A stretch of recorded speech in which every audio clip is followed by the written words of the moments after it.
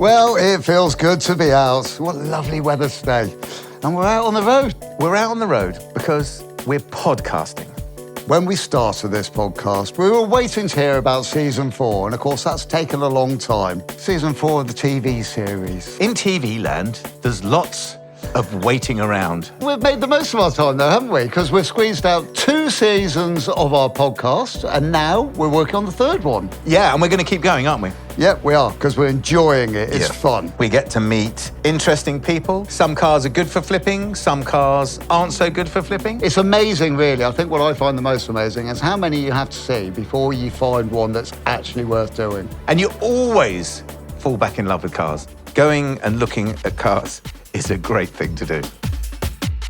Hello, podcasters. I didn't know that you had this up your sleeve, so No. This has been sprung upon me, so I've not had any opportunity to glance over my shoulder and think, oh, what could that be lurking underneath that dusky grey cover? This car, in the condition it's in, was the reason that I was really excited to come down and have a look. We get to play the guessing game. Which I'm going to start on because it's curvy. It's curvalicious. It's curvy and it's very small. It's very small. And it's curvy at both ends.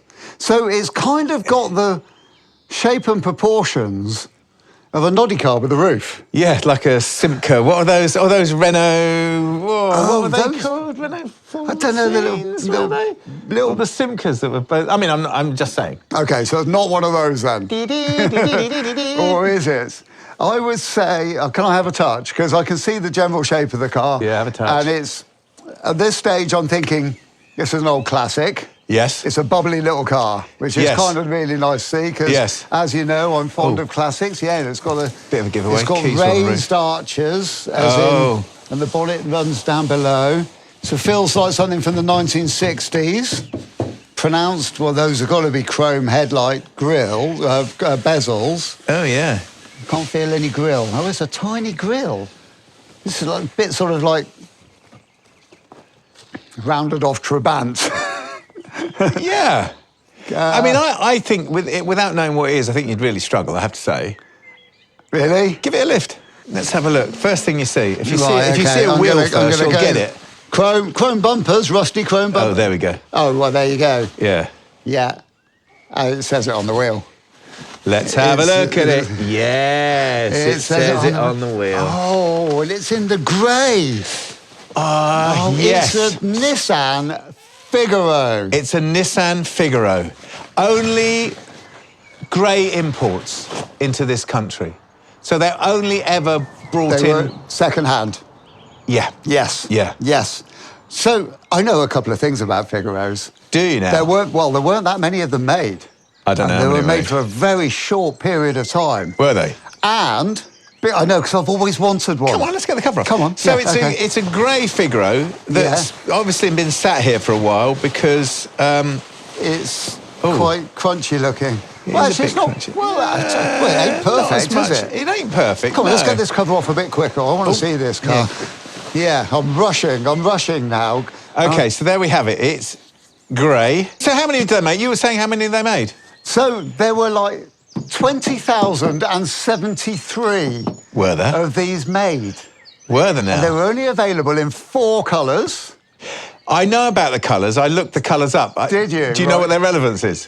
No, not a clue. Spring, summer, autumn, winter. That's the 4 Well, colours. this one's grey. I think grey was the summer. Mm-hmm. Green was the spring. Yeah. Was a sort of whitey creamy coloured one. Yeah, there was. I would imagine that's winter, wouldn't you? I Yeah. don't know. I can't remember what the other. Do you remember what the other colours are? I had them written down, but I left my book at home. No, they were a bit Farrow and Ball on their colour naming, so it was like Yeah. something like Autumn Mist or something like Yeah. that. We can quite safely say that this one's grey. Yeah, I think grey was summer. We're even us with our capability for naming colours on cars. Or mine for seeing colours. Well, It's definitely grey. There is that. They're all grey. Of course. Okay. Well, I'll tell you what. I'll tell you this. When I first saw a Nissan Figaro, Yeah. I couldn't believe it because We couldn't believe that they designed something like this at that time. I didn't think it was a new car. No. Well, that's I the rub, isn't it? I was looking at the first Nissan Figaro that I saw, which was later than when they were originally released. So when they were was it early 90s they came out, didn't they? Maybe 89 Tokyo Motor Show, something like that. I think it's 92. Was 91, it? 92 was their build period. Okay. Yeah. And the first time I saw one, I thought, crikey, look at that. I know the design was heavily weighted by Italian design of the 1960s, and that's what I thought it was. Yeah. I thought it was an Italian car from the 60s that I'd never seen before. Some sort of weird Topolino type thing. Yes, exactly. Yeah, I get it. And what I thought I was looking at was a perfect restoration car. Okay, that's interesting, because that is what they set out to do. Well, it worked. Yeah. Especially with the fact that I never read what labels say. No. Because it took me years to work out they were made by Nissan. Yeah, well, I mean, it's a first-generation Micra floor pan, isn't it? So bits and pieces from first-generation Micra. But it was designed by this, I only know this because I was reading up about it last night, part of Nissan called Pikes, which was like I don't know what it stands for, but it was like a special projects unit, and they were set up to design cars taking into consideration all other sorts of design, like electronics, buildings. Okay. So it took cues from all sorts of things. Including the era. Exactly, the era. And it took cues from all sorts of cars as well. There's a bit of Mini in there, there's a bit of Renault 4 in there, there's a bit of everything in it, isn't there? You know, I'm looking at the style and the shape of it at the moment, and that all flows as one lovely thing. Yeah. I mean, yes, it looks a little bit unique. Yeah. Because of the length of the hood. And the length of the bonnet, actually. And the size of the bonnet's wheels. longer than the back. Yes. It's got a few things going on, but it does look like it's a happy car. Yeah. It's undeniably and unarguably and proud to be retro, isn't it? I mean, we were talking about this the other day, retro weren't we? with knobs and bells, isn't it? Yeah, it's got the lot. So shall I tell you the story of this car then? Okay, yes, please. So this has been owned for many, many years by the same person. But subsequent to it coming down here, it's been sat, actually. And I think they want to sell it. I know they want to sell it. It starts and runs. It's got a bit of an issue with with an immobiliser, sort of very 90s thing, isn't it? Those immobilisers that were put off and then every tag on them was cut off. You know what I mean? You know, an immobiliser where they cut into the wiring harness and put 1 trillion wires up there and you can't see where they go unless you take the entire dashboard out of it. Yeah. But that's the rub, basically. So it's been sat here for quite a long time. Okay. And because of what we were doing today, I did look at prices of these, and a good one will be, I'd say, £12,000. That's a fair whack, isn't it? It is for a little car, isn't it? Yeah, a tiny, weeny little car. But they appeal, you know? People like them. They love that whole retro thing. This was very much the sort of car of, pop stars and actors. Yeah. And people who actually wanted to have something which really stood out. Because the numbers were so low and the numbers in the UK were just dramatically lower, it was a very special, unique car, almost unique. Yeah. Zipping around town in. The other thing that I looked up as well was spare parts, because obviously I'm just looking at this now and you can see that it needs a few bits and pieces. So there's 3 or 4 dedicated places where you can buy parts for them. Obviously there's all the other places you can buy parts as well. But those are dedicated to parts and they are quite expensive. But the other thing I thought was really interesting, there's a company that reimagines them. So takes your car and for a fee will produce you a brand spanking new... like a resto mod. Resto mod of your... A resto mod of your Figaro. Hold on, this is starting to get complicated because it's already an amalgamation of 100 different ideas and 1 trillion bits of styling going from all over Europe, namely Italy. Yeah, I would say. France, Italy. And now to then take that, let it get old, and then resto mod it. Yeah, I know, it's weird, isn't it? Yeah. But they're sought after, they're still sought after, they're still thought to be, considered to be cool. They're fairly well made. Nissan UK set up a separate office to source parts from these because there were so many of these in the country. Really? Yeah, so they had a separate... Because although they're based on a Micra, it's not all micro. No. You know, there's a lot of the stuff I believe on the there. engine and running gear is all sort of pretty much bog standard micro. I think so, yeah. Although this is I don't know, because this is a 1 litre turbocharged. Yeah. Well, and these So I don't- only ever had one option. Yeah. As far as engine went, it was that. Yeah. And you got that 1 litre turbocharged thing. Was there a 1 litre turbocharged micro? I suppose maybe there was. I don't know. But it's a micro engine. Let's start at the front, because obviously this has been stored for quite a long time. There's quite a lot of rust on the chrome bumpers. I can't imagine this is a particularly robust bumper, because it's not meant to do any bumping, is it? No. It's literally just it's pressed steel. But that is surface rust in the chrome. Well, it's less than surface rust my side, I have to say. If this funny, isn't it? So I'm looking at that bumper, Yeah. and I'm seeing a rusty chrome bumper, Yeah. and I'm thinking vintage car. Yeah, And I me initially too. thought, oh, well, that's going to have to come off, be cleaned, de-chromed, polished, re-chromed, polished again. Maybe even re-silvered. Yeah. But I bet you can buy the bumper. But so I saw a set of these, front and rear, for £500. I don't know if you think that's a lot. Talking about one of these being the best one I could find was 12 grand. For 12 grand, you're already 1/24th of the way into that. Yeah, exactly. With just a pair of bumpers. Yeah. And this car needs more than that. It does, yeah. The front bumper's tatty looking. Yeah. Well, we haven't got to... Let's wait until we get to the back bumper. Yeah. Well, I'm going to stay on this side because I'm going to get to the rear bumper on my side before you get to the rear bumper on your side because... Yeah, you've seen other bits. Considerable bits missing. Yeah. so this bump, there's 500 quid for a pair of bumpers. Okay. And to get a bumper stripped of chrome, filled, metal filled, re-chromed is going to cost you 800 quid for a pair to have it decently done, isn't it? So your Best part of cheaper a grand. option is... Well, cheapest option is good second hand. Yeah. Well, we've seen what they look like at this age. Yeah. The best option is brand new. Yeah, it really Original is. parts, if you can get those. And the most expensive is the whole process of refurbishing those ones. Yeah. The chrome around the light bezels, I think they are plastic. The chrome's plastic, bezels, aren't they? yeah. Yeah, they are. So as I was plastic. feeling the car, I was feeling around thinking, oh yeah, big fat chrome bezels, but they're not, they're big fat plastic.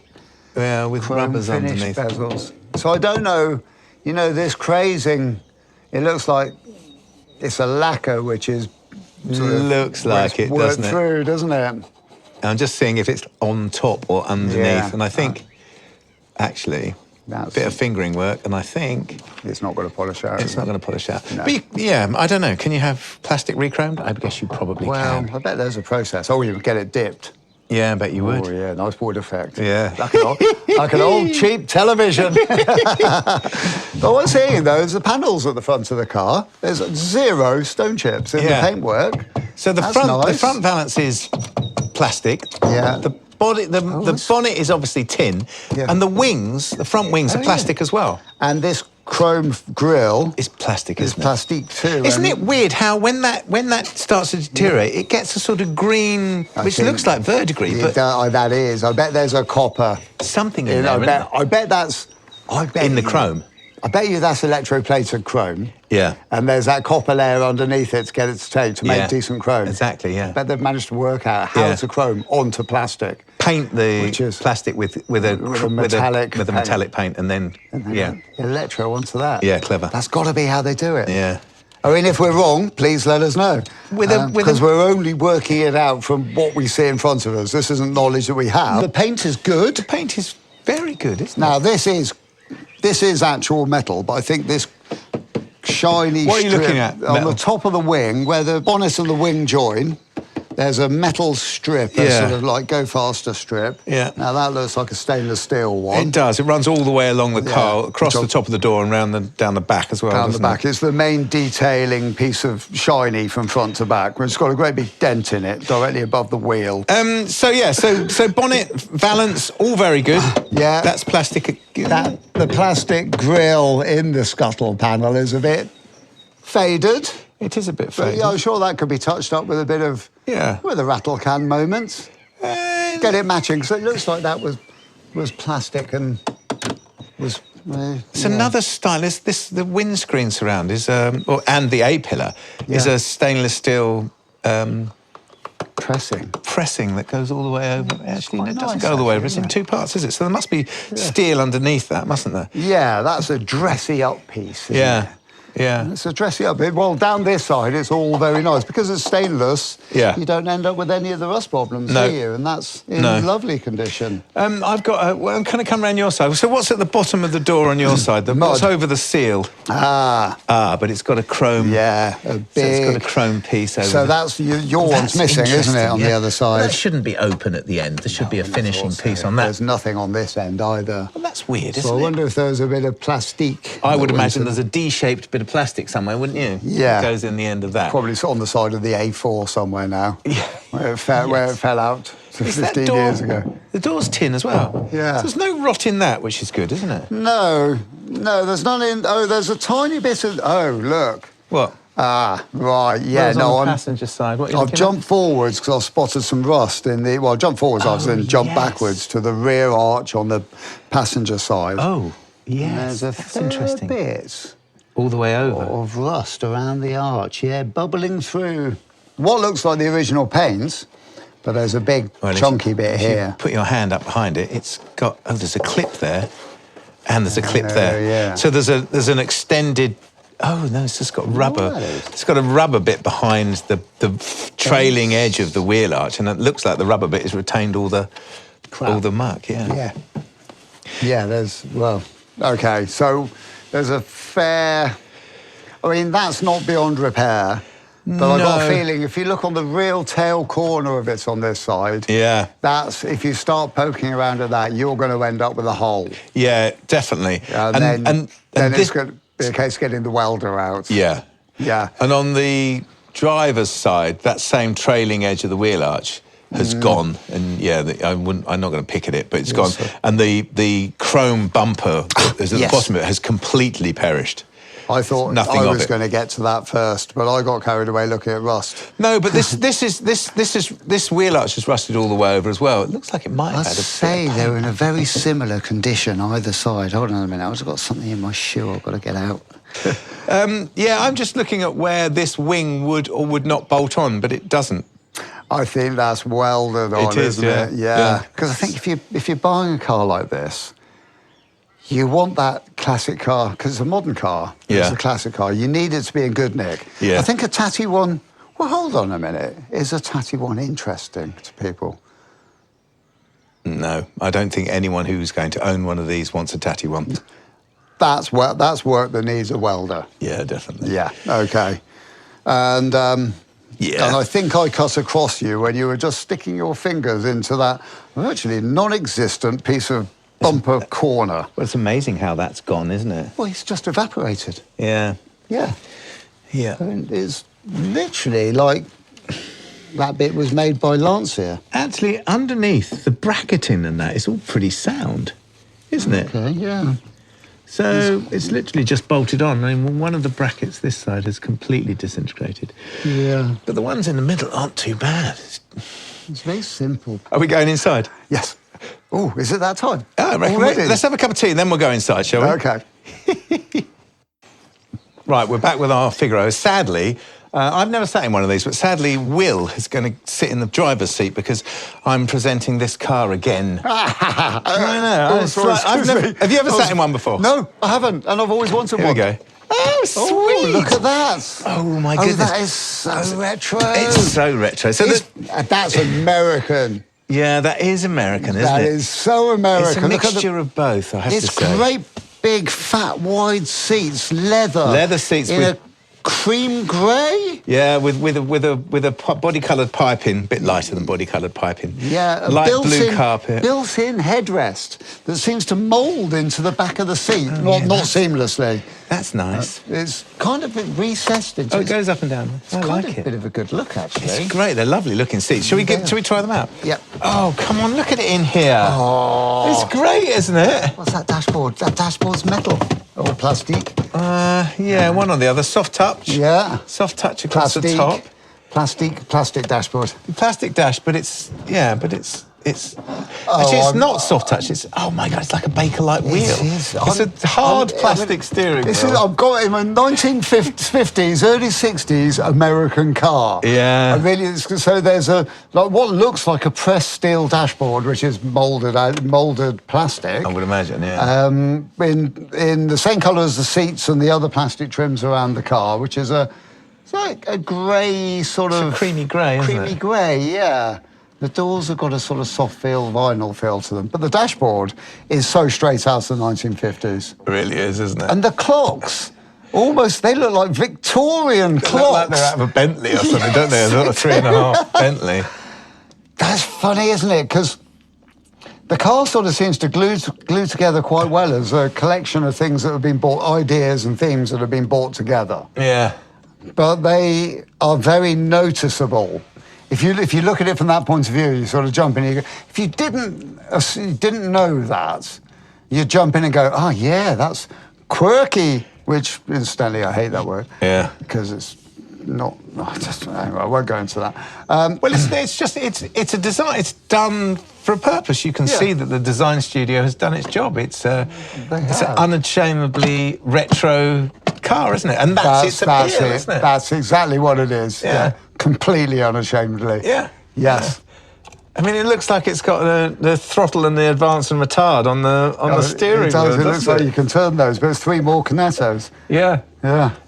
The switches are those same shape, the Figaro, whatever that shape is. Yeah. They're the same, aren't they? Oh, yes. Look, more Cornettos. There's a bit of rust on the ones on your side. So the chrome again. I reckon that's the chrome work yeah, on the these. chrome not quite up to... It's a row of warning lights on the right-hand side, going in a row. So you've got the handbrake one, you've got the seatbelt warning light, oil warning lights, pressure cooker warning lights, heated screen warning lights. Jacuzzi warning light? I don't know. I mean, what's that look like to you? I mean, no it looks like a frying pan with hot steam coming out of it. Maybe that's what it. Maybe it's the noodles already. Ah, perfect. Yeah, pan. exactly. Yeah, noodle bar, and then battery lights and a black switch for something or other with that looks like I know a what that later is. edition.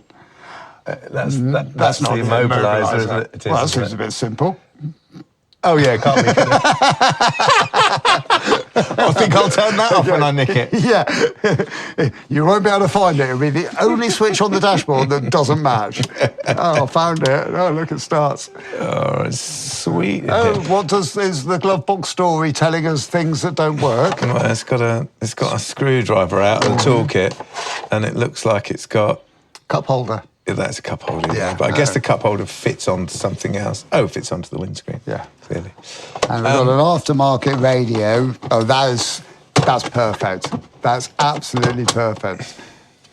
This is proper retro classic car because there's nowhere to put the radio. So the radio is literally screwed onto the bottom of the dash. Yeah, no. It used to have a radio. I know for a fact these came with a... Did they? A tape player and a CD player. Oh, OK, no, there's a bit of a mould in there. I think there was something in there and that's been taken out. But often we buy classic cars and I think the Triumph Herald was a proper sort of sign of that, where somebody at some point had added that little extra set of 3 clocks. Yeah.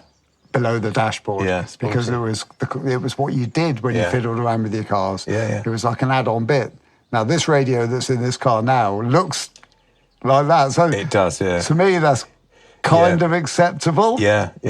But it's a bit hodgepodge. Yeah. I think in my mind the surround should be aluminium and it should have some rivets in it. Oh yeah.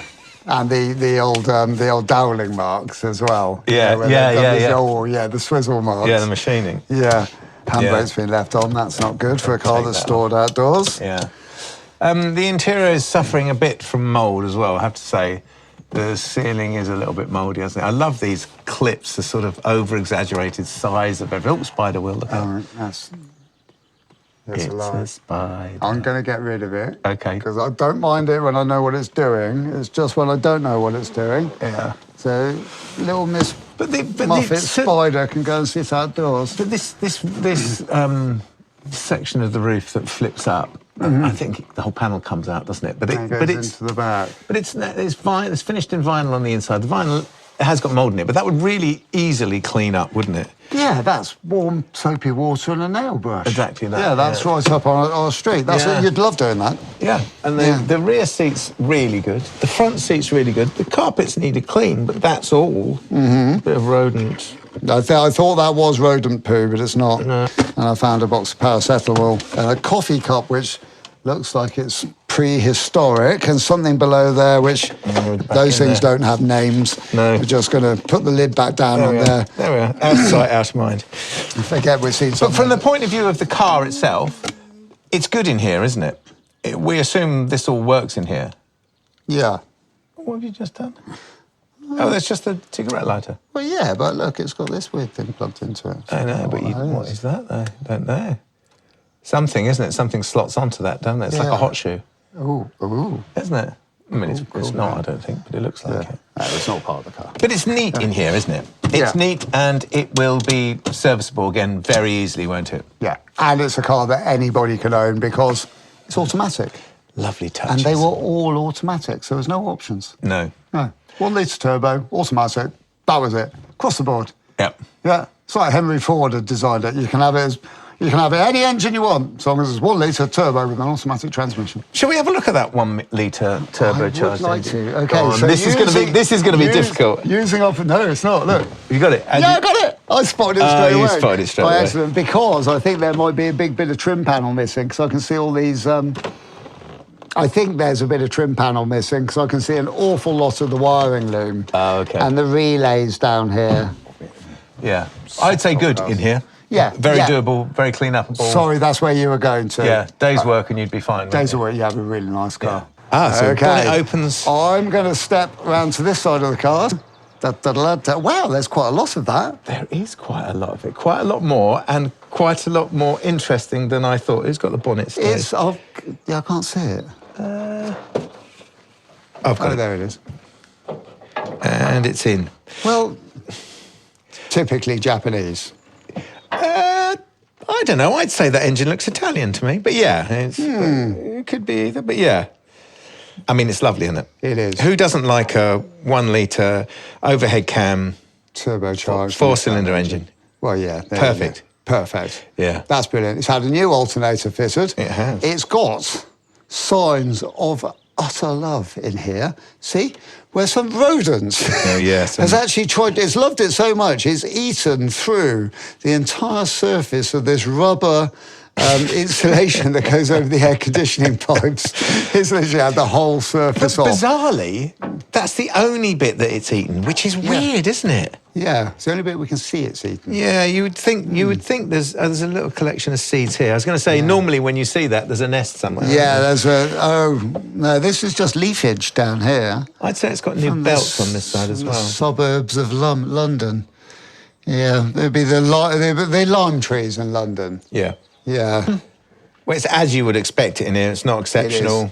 I bet it looked fantastic when it was new. It's got a pressed cover over the turbocharger. Yeah. Heat shield. Heat shield. It's got a red painted engine with turbo written on the top, which is what you want to see. Yeah, exactly. You do want to see that. Yeah, and what surprises me, because this is retro again.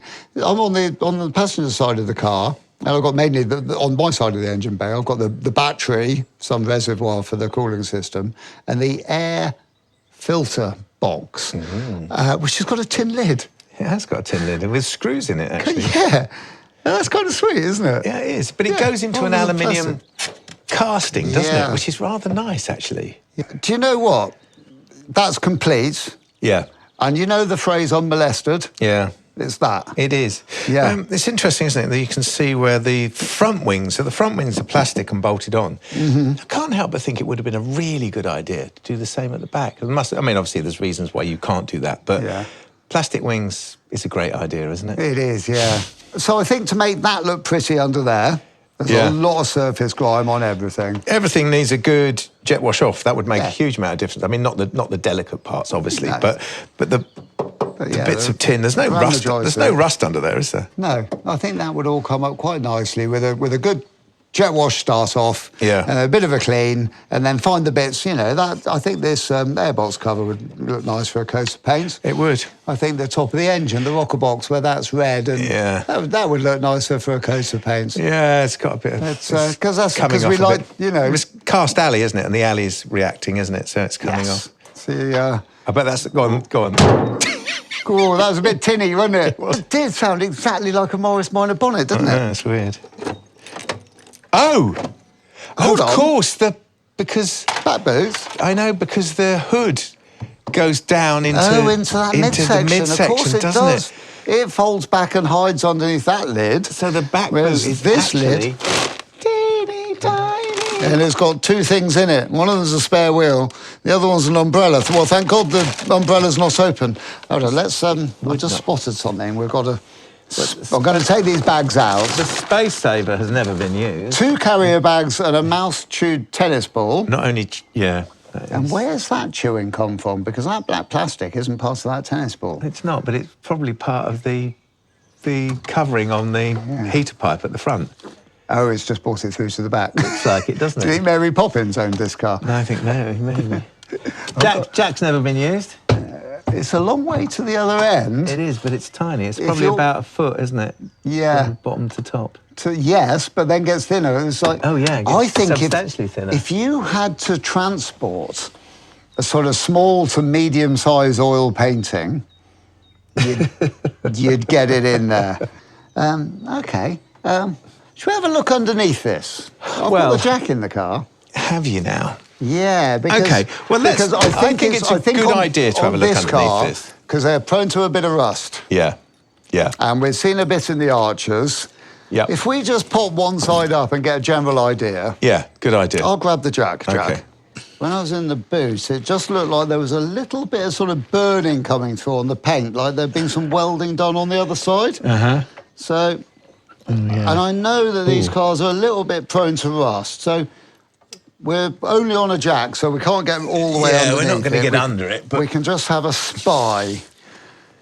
So, yeah, where you are there, Gus, just above there, I think. Yeah, it's very crispy under there. Yeah, that's had several patches put on it already. There's a lot of rust on there. That actually looks like a proper old car. Looks like a proper old classic car, doesn't it? They've got the rusty bit sorted, haven't they? They really have, yeah. Yeah, look, so you can see that where that vent pipe, where that drainage pipe's coming out above your head. Yeah. Is that rusty all the way around that? There's a hole in the bottom, so that's a hole effectively in the, must be the floor of the boot. Yeah, and in this side, well, it doesn't look like it's rusted. Well, actually, it does. Yeah, it hasn't. Can't go poking it. No, I wouldn't go poking it either, but this little sort of valance strip, which I suppose stops the muck from going into the bumper. Well, it's worked for the bumper. It's worked for the bumper, but what it's done is where it's screwed into the bodywork, it's just created this sort of fissures. Okay, so we need a practical solution for this. Yeah, well, look, there's a massive patch there the size of a dinner plate. There's a patch welded on here, the size of 2 packs of cards. There's a hole above your head which the rodent can fit through after he's eaten. Yeah, I think you're right. So it's quite rusty just at the back here. Should we move forwards a little bit? Do you think that's because it leaks where the hood goes into the boot? I bet that's what it is. I think it's the Italian part of the styling. Yeah.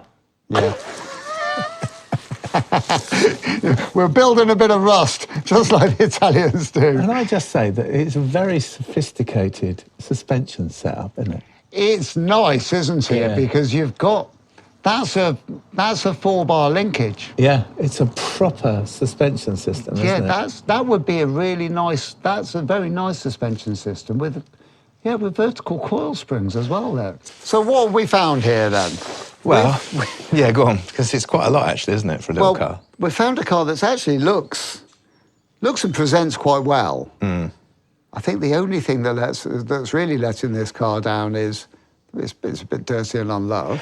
Yeah, it's been stored, isn't it? Yeah. That's all right. Got a few dings in the brightwork, and there's a big piece of brightwork missing from this sill cover area. All of which are you're going to be able to find without a shadow of a doubt. Yeah. I think the major problem is obviously that the thing that's really wrong with it is the thing that you would least want to do. Yeah, you never want to have to weld the car up. No. And this car it needs a substantial amount at the back, several days worth doing. Yeah. Yeah, it really does. Yeah, you're gonna have to put it up on the ramp, replace that rear panel, the rear boot floor. Yeah, it's the panel section from side to side. Yeah, it's big, isn't it? Yeah, it's got to come out. If you can't get one, you'd have to make one. Although I didn't really look at the shape of it. Is it makeable? It's not straight, is it? No, it's curved. You'd want to find one. Yeah. Yeah. Or maybe they do. Or you're going to be making it in a lot of little bits. Yeah. Which is unsatisfactory. I'm always happy to get the English wheel out and, actually make a panel. Yeah, I know. But if it's for the outside of the car, that's fine. Yeah. But justifying us on an old car for the underside is not so fine. Well, it needs a couple of grand's worth of welding. It does, doesn't it? Yeah. Yeah. How much are these worth? What's the most expensive one I saw was 12.5. Okay. But it needs a couple of grand's worth of work. It needs a grand's worth of bright work, bumpers front and rear. Yeah. I think they were 600 quid, to be fair. So. Yeah. Okay, well, let's... Clean up inside, that's easy. Everything's easy, apart from the obvious, which is the welding, which is the big thing, isn't it? Well, okay. But the margin might be in this. It's a pretty cool car. Probably best part of 3 grand's worth of work, isn't it? Yeah. I would say, to get this back on the road, working properly. Mm-hmm. And that's if you did all the cleaning yourself. Yeah. And then you'd get it to a place where it would be probably worth, I don't know, would it be worth 8 or 9 grand by the time it's there? The rest of it's in pretty good nick, I'd say. A rotter is 500 quid, isn't it? Yeah. We know that, don't we? Yeah, we do. Yeah. That's the sum, isn't it? The sums are whether paying 3 grand out on this car to get it up to a level where you would get, more than 3 grand's worth of reward from that. Yeah. And I think you probably would, because I think if you sold it, I think you struggle selling it like it is now. You'd sell it definitely to a specialist like it is now. Oh, yeah. They'd have this off you as quick because the car's really good. Well, and also because the cars are really rare, aren't they? Yeah. And if you sold it to somebody who was a specialist in this, they'd have 9 out the back with that bit of chrome on. Yeah. And the other bits of chrome that you need. But if you wanted a decent price for it, you would have to do the work, wouldn't you? Yeah, you would. So, conclusion. It's worth doing, Pay the money, definitely worth doing. Yeah, pay the money, do it. It's a cool car. Yeah. It's really nice. It's a lovely colour. Yeah. Sort of violet grey. Oh, shall I check? I've changed it. I don't know, what did you say in the first place? Grey. Did you say Trafalgar Blue? Yeah, it's a lovely grey shade of Trafalgar Blue. Yes, well, thank you very much. Nice to see, wasn't it? Really nice to see. Yeah, and I've always liked these cars. They're quirky. Yeah. Which I hate that word. No, but it's good. Cool, You've used it a lot. I know, considering I don't like the word. It's funny, isn't it? Thank you for listening. Yeah, cheers, everybody. And this was us on the Figaro. The Flipping Bangers podcast, Season 3, features Gus Gregory and Will Trickett. It's produced by Dan Allam and is a Justamite TV production. International copyright is asserted. All opinions are personally held. Audio engineering is by Stephen O'Toole. We've used a sample of music composed by Moby Gratis. And if you'd like to get in touch, please visit Justamite TV or chat to us for our Instagram at Flipping Bangers. Thanks for listening.